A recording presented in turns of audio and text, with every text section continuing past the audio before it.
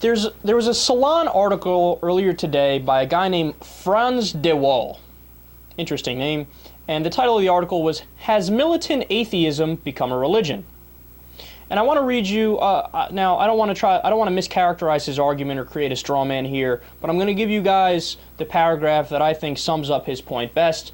And if you want, you're more than welcome to go ahead and read the article yourself. Again, it's on salon.com. The title is, "Has Militant Atheism Become a Religion?" Here's what sums it up best in my opinion. Quote, "In my interactions with religious and non-religious people alike, I now draw a sharp line based not on what exactly they believe, but on their level of dogmatism. I consider dogmatism a far greater threat than religion per se. I am particularly curious why anyone would drop religion while retaining the blinkers sometimes associated with it. Why are the neo-atheists of today so obsessed with God's non-existence that they go on media rampages, wear t-shirts proclaiming that their absence of belief or call for a militant atheism? What does atheism have to offer that's worth fighting for?"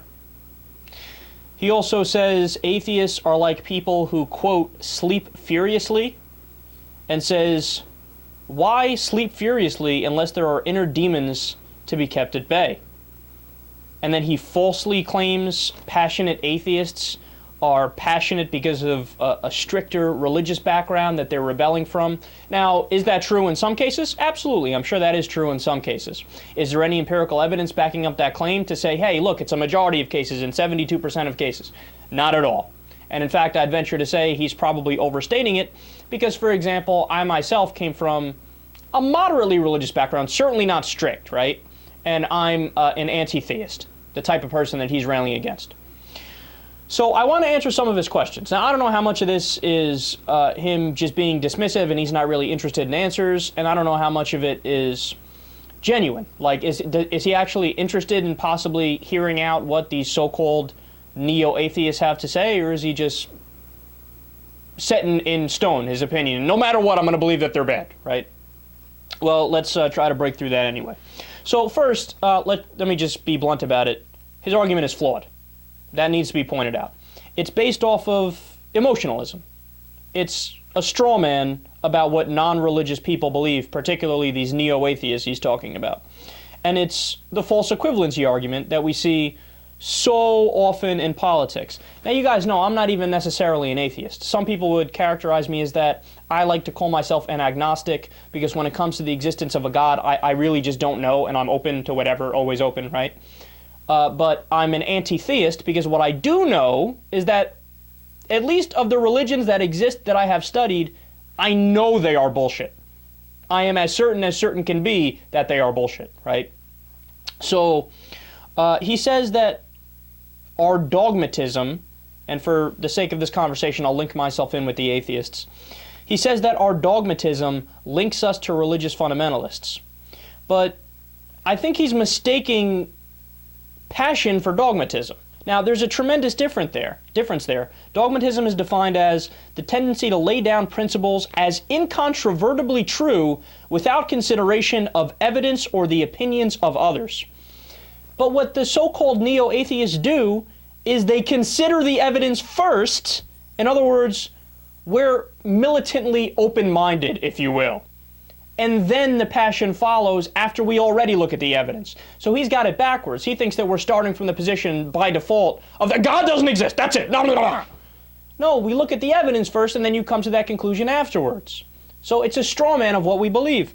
And then he has to realize that religious fundamentalists do the opposite of that. In other words, his criticism is a perfect criticism of religious fundamentalists because they are the ones with the disdain for the evidence and never allow in new thinking, never allow in new proof. No matter what, they say, this is my belief and that is it. We don't do that at all. And his argument is basically like taking an outspoken neurosurgeon. This is what came to mind when I heard it. It's like taking somebody who's a passionate, outspoken neurosurgeon and then comparing him to somebody who is an outspoken witch doctor that uses leeches. And saying, well, both of you guys are passionate and you seem both dogmatic, so that's it. I guess you're equally wrong. Yeah, but that's what I mean by a false equivalency argument. What is the tremendous problem with that argument? What's the gaping hole that's missing? Who is right? Who is correct? What is the truth? I'm amazed by people who always get stuck on tone, and you see this argument recycled all the time, where people get stuck on the tone that people use, and they say, oh God, he seems so unreasonable. Why? Because he's a little harsh with his tongue. By the way, that sounded somewhat homosexual. Unfortunate saying I used there. But you get what I'm saying. People always dismissed Hitchens or dismiss Dawkins because he speaks confidently. Yeah, but if you're an adult, why don't you try to put the tone aside and listen to the content of the argument? That's all that matters. And then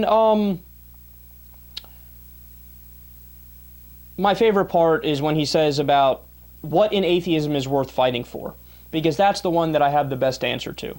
It's a life where you put rationality first, so the world becomes this beautiful big puzzle of wonder that you have to figure out, instead of just looking at everything like it's plain, because that it is what it is, and you just invoke the God of the gaps argument for everything that you don't know. So if you don't understand something, it's all right, well, God created it, so what does it matter? I don't need to figure out the intricacy of it. Whereas an atheist, somebody who's non-religious, is more likely to take wonder in it and be like, God, I wonder how that came about. Let me learn about it. So that's one of the benefits of being an atheist versus not. And then it's also worth fighting for to stop, as Bill Maher said so eloquently, wars, crusades, the Inquisition, 9/11, arranged marriages to minors, suppressing women and gays, fatwas, ethnic cleansing, honor rape, human sacrifice, burning witches, suicide bombings, condoning slavery, and the systematic fucking of children.